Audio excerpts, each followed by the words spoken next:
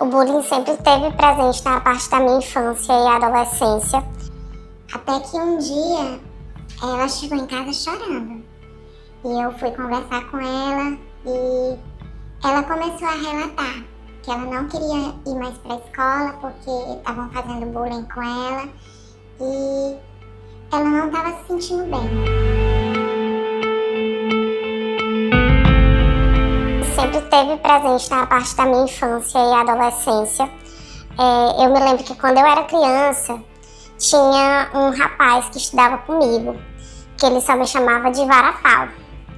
E aí teve um dia que eu estava sentada na escola e ele começou a balançar a cadeira, se apoiando nas pernas da frente da cadeira. E aí quando ele voltou com a cadeira para trás, acertou meu dedão do pé e arrancou a unha. E aí eu me lembro que sangrou muito, eu precisei passar 15 dias afastada da escola. E aí quando eu retornei, a escola tratou como se fosse um acidente de classe. E alguns meses à frente, essa mesma pessoa, a gente estava jogando vôlei na educação física e ele acertou a bola no meu rosto propositalmente e quebrou meu óculos. E aí foi quando meus pais perceberam que não tava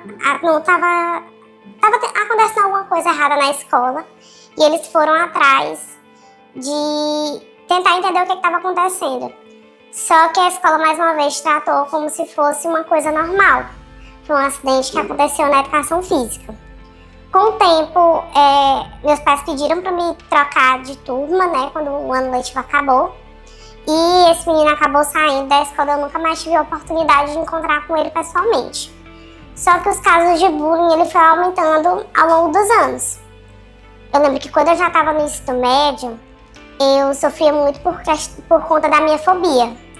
Eu tenho fobia a insetos, e aí toda vez que acontecia de aparecer um inseto dentro da sala de aula, o pessoal ficava brincando com a minha fobia, dizendo que era frescura, que não era nada sério, e que se o inseto em questão aparecesse, eles iriam jogar em mim para me aprender a me defender. E aí, essa era uma das maneiras de bullying, mas eu também já sofri bullying em relação ao meu cabelo, à minha altura, ao meu jeito de falar, e também por eu ser muito introspectiva. Então eu era considerada nerd na época da escola e eu era um alvo muito, entre parênteses, fácil de ser levado, de sofrer bullying na escola. E na época, apesar dos meus pais terem percebido o que estava acontecendo, não foi tratado da maneira adequada, não tive acompanhamento de psicopedagoga, psicóloga, nada. O bullying, né, o cyberbullying, todos eles de fato causam um adoecimento mental. O quanto esse adoecimento mental acontece é muito variável, né, nas pessoas, né? Então tem pessoas que conseguem superar porque tem rede de apoio familiar, tem rede de apoio da escola, um bullying. Mas geralmente o que é que nós temos, né? Pessoas que passam a ter estresse pós-traumático porque passaram por uma tensão, passam a ter quadros de ansiedade, passam a ter medo de ir para a escola, isolamento social. Então o bullying, ele de fato, como diz um delegado que eu assisti uma palestra dele, quando uma brincadeira passa a não ser brincadeira para o outro, já é desrespeito.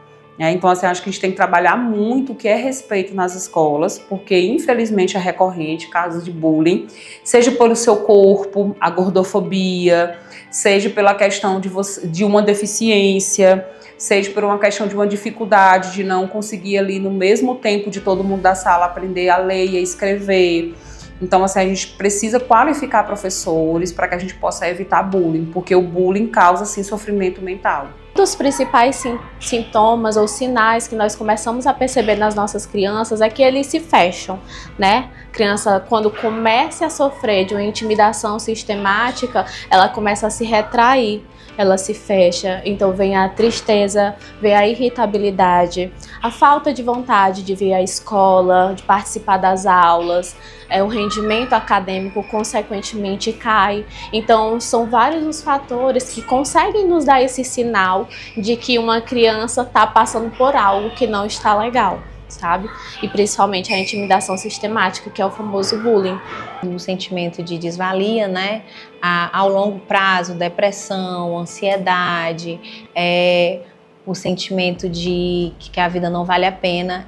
Nas pesquisas que foram feitas recentemente, é uma frase muito dita pelas crianças, né? Que eles se sentem como se a vida não fizesse sentido, como eles não fossem bons o suficientes para estarem vivos. Olha, as causas muitas vezes vêm de diferenças, sabe? Diferenças socioeconômicas, sociais, diferença de orientação sexual, diferença até de rendimento escolar. Mas para a gente falar sobre essas causas, a gente precisa falar também sobre o que motiva, né? O que está por trás dessa pessoa que está praticando esse bullying, né? O que passa na cabeça do agressor? Que muitas vezes pode ser uma desestrutura familiar, que está deixando aquela criança ou aquele adolescente instável, a ponto de que pegar alguém frágil e torná-lo uma vítima seja satisfatório para si mesmo. Geralmente, quem pratica bullying é aquela criança ou adolescente que é mais bem visto no grupo, ele já tem uma personalidade mesmo desafiadora, ele é uma criança violenta, ele é uma criança que ele acha que o comportamento dele violento tá ok, ele gosta de ver o sofrimento do outro, ele geralmente tem uma personalidade a se envolver em comportamentos delinquentes, é mais ou menos esse perfil da pessoa que pratica bullying. E também a questão de pertencimento do grupo. Porque quem pratica bullying acha-se que está no poder, né? Uma pessoa que gosta de demonstrar poder sobre o grupo e ele fica ali meio que respaldado pelos outros, né? Porque geralmente não se reage, não se reage. Com quem pratica bullying nem se reage defendendo a vítima. Então quem pratica o bullying ele se sente ali meio empoderado. Se nós pensarmos no agressor, na pessoa que está praticando bullying, a gente vai buscar muitas vezes para tentar entender o contexto, o histórico dela. Ou muitas vezes foi uma pessoa que já sofreu e a forma como encontrou de enfrentar essa situação foi repercutindo também, praticando também o bullying, ou muitas vezes tem uma família desestruturada, sabe? E isso traz causas emocionais que mexem muito com as crianças e com os adolescentes, porque eles estão numa fase que precisam de orientação e não saber lidar com as emoções, com as expectativas ou com o contexto social que estão vivendo atualmente faz com que tenham atitudes que não são legais, né? E não saber lidar com isso acaba prejudicando também eles. Então, quando a gente fala sobre o bullying, muitas vezes pensamos na vítima e é correto, mas há um agressor também com uma história aí que precisa ser resgatado. O que é o bullying? Ele é uma exposição que tem uma questão envolvida de preconceito, de colocar, passar informações entre os colegas de que aquele meu amigo, seja ele é burro, ele é bobo. E quem passa por exposição a situações como essa vai gerar, como eu coloquei, um sofrimento mental. Então, assim, todas as abordagens da psicologia hoje são preparadas, né, para trabalhar com bullying, com sofrimento mental, com estresse pós-traumático causado por isso, por exposição a um evento que foi traumático, recorrente. Então, assim, nós temos a psicanálise, eu trabalho com a terapia cognitivo-comportamental, que ela trabalha com uma perspectiva de identificar, né, crenças que foram se construindo porque eu fui exposto a uma situação traumática. E aí que mexe muito com a autoestima, né, da criança, do adolescente, que não se sente capaz, que acredita que é estranho no meio das pessoas. Então, assim, a gente o início, né, de forma muito simples, identifica todo esse sofrimento para que a gente possa começar um processo de atuação. E nós temos um protocolo na TCC próprio para trabalhar cada caso, né, com base científica, com respostas, com mudança de padrão de comportamento. Então, a psicologia ela é preparada para esse trabalho. Os impactos são muito grandes. É como se fosse um efeito de bola de neve. Começa uma irritabilidade, depois avança para uma tristeza, possivelmente pode chegar a uma ansiedade, uma depressão, se não for tratado, se as pessoas que estiverem ao redor dessa criança não perceberem os sinais de que está acontecendo. Eu precisei lidar com o bullying sozinha e aprender a criar mecanismos que me protegessem de passar por esse tipo de situação. Só que hoje em dia, já como adulta, eu percebo que o bullying, ele deixou marcas na minha vida. E, claro, hoje eu faço acompanhamento psicológico, mas foi porque eu fui atrás de me curar dessas feridas passadas. Porque o que aconteceu no passado, ele não pode e nem deve interferir no meu presente nem no futuro. E é um trabalho diário. A gente precisa fazer as autoafirmações todos os dias. Então, se um dia aquela sequela do bullying veio até mim e disse: você não é capaz, eu tenho que estar reafirmando para mim mesma. Eu sou capaz, eu sou digna, eu sou amável e eu vou conseguir.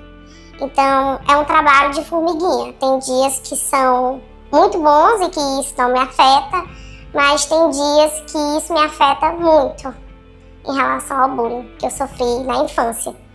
E por conta do bullying que eu sofri na infância, ele desencadeou outros tipos de doenças mentais, como a ansiedade e a depressão, já um pouquinho saindo ali da fase da adolescência para o início da fase adulta. Sim, o bullying foi feito um estudo longitudinal que mostra que a vítima de bullying na infância também é muito propenso a sofrer assédio moral no trabalho, a se envolver em relações violentas, né, tóxicas. Então se vitimiza, uma pessoa de bullying, ela fica vitimizada por muito tempo, pela vida toda. Ela fica fragilizada emocionalmente, então ela está propensa a vários números de relações tóxicas, né? Como eu disse antes. Então, o bullying é muito sério. A gente tem, na nossa sociedade, a gente tende a dizer também que, na minha época todo mundo intimava, dava apelido na escola e todo mundo hoje está vivo, mas as sequelas do bullying são muito duradouras. A minha filha, ela estava com as mudanças de comportamento. Quando ela chegava da escola, ela começava a se isolar. E eu sempre procurava conversar com ela, mas ela não estava bem para conversar comigo. Até que um dia, ela chegou em casa chorando. E eu fui conversar com ela e ela começou a relatar que ela não queria ir mais para a escola porque estavam fazendo bullying com ela e ela não estava se sentindo bem. Depois que ela começou a relatar isso, logo como consequência ela começou a ter crises de ansiedade, que até então não tinha sido identificada. E com isso, todos os dias a escola me ligava, dizendo que a Mila não estava bem, que era para me buscar, e assim eu fazia e levava ela para urgência. Chegou a um ponto da Mirla ficar no hospital toda monitorada e os médicos fizeram todos os tipos de exame e não dava nada no quadro clínico dela. Até que uma plantonista falou que ela estava com problema psicológico, que era para mim buscar ajuda no CAPS. Aí eu vim, fiz uma triagem, só que no primeiro momento não foi identificado que era perfil do CAPS. Aí eu tive que mudar ela de escola, porque a escola não estava ajudando, não estava sendo minha parceira. Eu falei até que ia denunciar, mas nesse mesmo período teve uma outra agravante. Além dela sofrer bullying pessoalmente, ela também foi ridicularizada no aplicativo do Mob Família e por ter o menor nome que ela recebia. Todo mundo a criticava, dizia as coisas com ela e isso para ela foi pior. Aí, nesse mesmo período, eu comuniquei à escola tudo que estava acontecendo, eles identificaram a matrícula que estava fazendo, a menina negou, aí ficou provocando ela depois, porque a gente identificou e a escola notificou eles, né? E ela começou a perseguir a Mirla. E a Mirla, ela aguentou até ela explodir. E quando ela explodiu, ela deu uma pisa nessa menina. E a Mirla foi bastante agressiva. E o pai da menina disse que ia dar parte parte, né, da minha filha. Só que semanas antes, eu também já tinha ido à delegacia, pela situação já estar bem séria, eu fui procurar resguardar, porque ela estava sendo ameaçada. Então, quando ele foi, a gente foi chamado para esclarecer o que tinha acontecido. E o pai, ele não tinha nada para dizer, a não ser a agressão da filha. E eu já tinha provas de tudo que estava acontecendo, inclusive das mensagens que ela recebia, a conversa que eu tive com a direção da escola pedindo ajuda, e eles não fizeram muita coisa.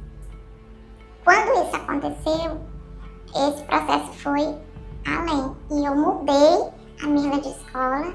A escola que recebeu ela muito bem, fez uma rede de apoio para ela estava tendo acompanhamento psicológico com assistente social e ela estava tentando se sobressair. A gente já tinha começado o acompanhamento psicológico e psiquiátrico no Hospital da Criança e ela estava indo bem. Aí veio uma menina que era colega daqui, ela brigou da escola dela anterior e fez ela reviver tudo novamente. Quando de repente a Mirla tem um surto na escola atual e a própria escola levou ela para a UPA. E nisso que levou, a assistente social que acompanha os pacientes na UPA viu a situação da Mirla e denunciou ao conselho tutelar. E aí já foi uma outra história, consequência da anterior, que a menina não ficou mais na escola que ela estava, foi transferida por conta que o conselho tutelar interviu e quando a Mirla saiu da internação já foi com laudo de um transtorno. Então, quando ela saiu com esse laudo, aí me disseram, é perfil de CAPS. E o médico me deu todos os encaminhamentos para me procurar. Eu tentei marcar tudo, mas eu também vim aqui, eu já tinha feito uma triagem antes e foi feita uma reavaliação e disseram, não, Mirla tem que continuar aqui.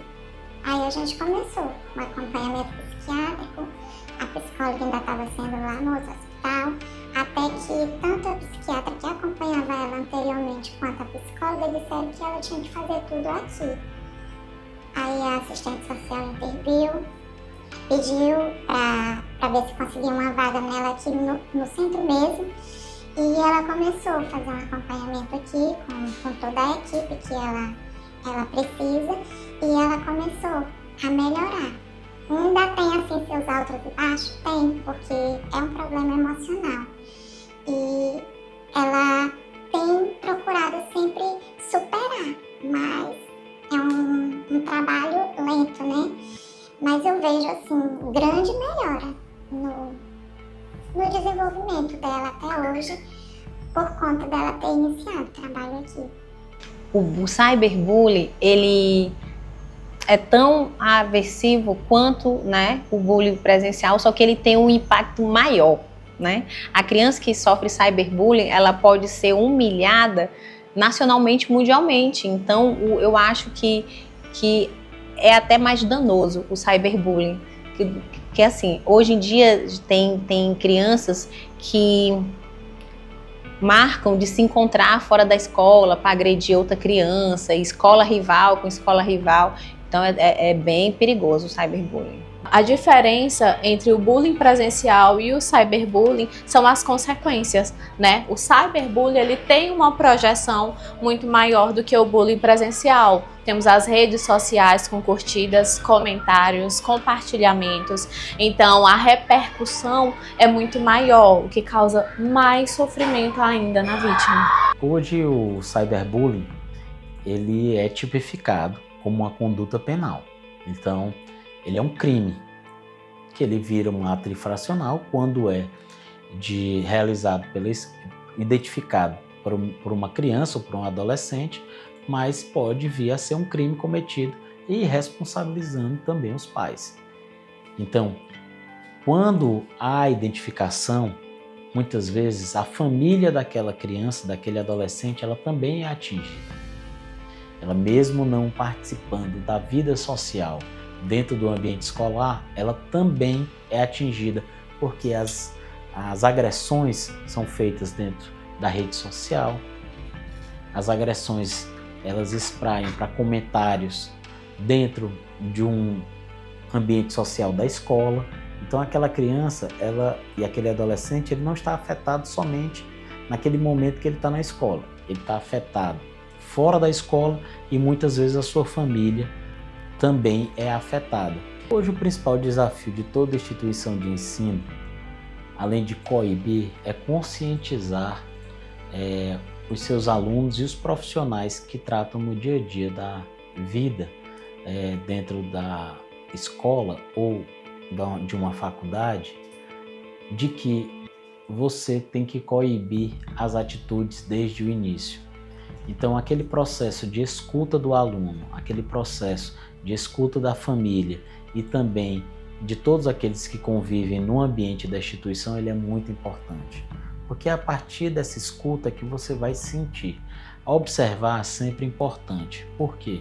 Porque quando você tem a observação da mudança de comportamento, você consegue identificar aquilo que pode estar acontecendo ou não. Muitas vezes essa mudança pode ser que nem seja por uma atitude de um colega, de alguém que esteja querendo praticar o bullying ou que pratique o bullying. Pode ser uma mudança dentro da própria vida pessoal daquele aluno. Mas nessa parte eu acho que é muito importante esse processo de escuta. O que nós mais temos hoje dentre os nossos filiados é a seguinte mensagem deles: nós conseguimos ouvir antes que aquela conduta se espalhasse, nós conseguimos entender aquela situação. Então, a partir desse entendimento, consegue-se fazer um processo muito melhor de tentar evitar ou tentar coibir. Mas eu acredito que o principal hoje seja fazer campanhas institucionais para conscientizar dos perigos que o bullying leva, porque ele leva, o bullying ele pode levar a outros processos que vão fazer com que a vida desse estudante, a vida desse aluno, ela tenha consequências que vão para a vida toda. E é isso que o papel da escola e da família é muito importante nesse momento, porque pode ser que essa conduta que parece irrisória, ela tenha uma carga emocional que ele carregue para o resto da vida. Aqui na escola, por exemplo, nós temos o projeto Gentileza, né, que é uma forma de envolvermos não só os alunos, quanto toda a equipe, o corpo docente, os colaboradores, para falar sobre o quão bom é ser gentil, o quão bom é nós fazermos algo, mesmo que simbólico e pequeno, um bom dia, um sorriso para alguém, e o impacto que isso tem na vida das pessoas. Nós utilizamos rodas de conversa para promover a conscientização. Trabalhamos também o LIV, Laboratório de Inteligência e Vida, então é uma forma de trabalharmos o socioemocional dessas crianças, preparar eles para o que está acontecendo, não só dentro da escola, como para a vida, né? E principalmente conversa com as famílias, diálogos para conscientizá-los do que é a realidade escolar, do que está acontecendo, dicas para orientá-los a conversar até com os próprios filhos sobre as demandas que aparecem. Quando acontece esse fato na escola, as escolas trabalham. Tem escola que tem disciplina exclusivamente para trabalhar a questão da postura como ser humano. Ser alguém e não ter. Hoje o currículo, a própria BNCC já se trabalha isso. Mas antes da BNCC, as escolas já trabalhavam. Então a BNCC ela veio fortalecer esse processo, ela veio mostrar, reforçar a necessidade que as pessoas sentem. E hoje em dia também o bullying já está em lei, né? Hoje em dia o bullying ele pode ser punido por multa, dependendo da gravidade do bullying, se não envolver uma agressão física mais violenta. Hoje em dia a pessoa pode ser punida, procura-se a direção da escola, a Secretaria de Educação para tentar tomar as medidas cabíveis ali, né? E também com fazer essa questão de conexão com a escola, que é procurar a escola também não só na forma punitiva, mas também de esclarecer a escola sobre isso, sobre essa conversa, de conversar com os alunos, de conversar com a escola ali para ter uma educação dessas crianças. Geralmente as crianças, quando relatam que sofrem bullying, aí quando se pergunta, você não foi procurar a professora? Tia, eu procurei a professora, eu procurei a diretora, mas ninguém faz nada. Busca-se ajuda, às vezes se falam com os pais, quando se fala com os pais, se fala com a diretoria, mas infelizmente pouca coisa é resolvida. Mas a gente sempre indica procurar informar, né, aos superiores, aos professores e à diretora para que alguma coisa possa ser feita, mas infelizmente tem pouca efetividade. Nós temos questões no ensino superior, inclusive a faculdade que eu trabalho, uma faculdade muito sensível e cuidadosa a isso, né? Então, pessoas da terceira idade, às vezes sofrem bullying, né?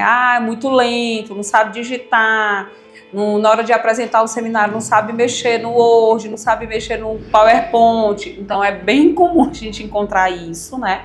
Assim como também hoje a gente está fazendo um trabalho de inclusão, né, para as pessoas que têm algum tipo de transtorno, o autismo, né, neurodivergentes, que bom que estão chegando na faculdade, mas que precisam dessa política de inclusão. Então, existe sim, mas, por exemplo, onde eu trabalho, a gente faz um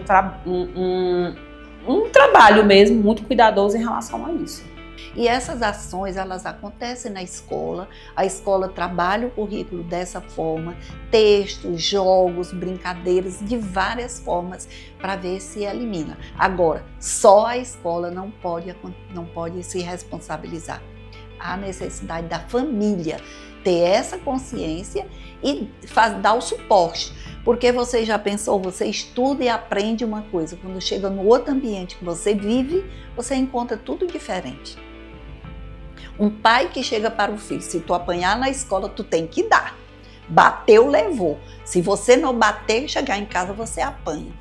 Puxa vida, isso é violência. Então não é assim. Você tem que orientar a criança. Se bateu, você venha com a gente, conversa com o coleguinha, vai orientando. Mas é preciso que a família também colabore. Hoje família e escola não pode caminhar separado. Elas têm que andar juntas. Tem que estar o tempo todo de mão dada, porque eu te ajudo com teu filho, mas você tem que trazer para a escola algo. Ninguém vem vazio. Uma criança que vem para a escola de 1 ano, 2 anos, ela já tem uma bagagem, né? E essa bagagem ela vai demonstrar com os coleguinhas que ela tem. Então a escola trabalha muito isso. O bullying, ele é uma coisa que ele envolve a sociedade como um todo. Às vezes a criança que pratica bullying, ela já vem de um contexto familiar um pouco agressivo, de um contexto familiar em que a agressividade é permitida, é vista ali como normal, então tem que olhar para essa criança e olhar para o comportamento também, fazer uma autocrítica do comportamento seu e da sua família. Como é que vocês lidam com essas questões, né? Para que não só culpe a criança, mas toda ali ver como o contexto familiar está afetando essa criança para que ela se ache no direito de agredir outra pessoa. Eu acredito que dentro dessa realidade que nós promovemos sobre uma cultura de paz, aqueles que sofrem ou que já sofreram bullying ou cyberbullying, eles têm que acreditar nas instituições de ensino que eles estudam, procurar a ajuda dos professores, dos psicólogos, dos diretores, procurar a sua família e relatar o que está acontecendo. Esse processo de escuta, ele é fundamental e ele pode inibir condutas que doravante acontecerão e também inibir que aconteçam naquele momento em que ele pode sofrer o bullying, que ele está sofrendo bullying fora do ambiente escolar. Muitas vezes, quando nos encontramos numa situação de agressão, a gente tende a nos culpar. Então, tenha em mente de que se você está sendo vítima de agressão, bullying ou qualquer outro tipo, não é sobre você. Você precisa se fortalecer, buscar uma rede de apoio para que seja amparado, respaldado e principalmente cuidado. O bullying não é, muitas vezes, claro, ele ofende muito, mas é mais sobre o que tem por trás do outro. Se alguém está praticando isso com você, talvez ele também esteja precisando muito de ajuda. Então, busque ajuda das pessoas da sua escola, dos seus pais, dos responsáveis, para que eles possam dar esse aparato tanto para você quanto para a pessoa que está praticando.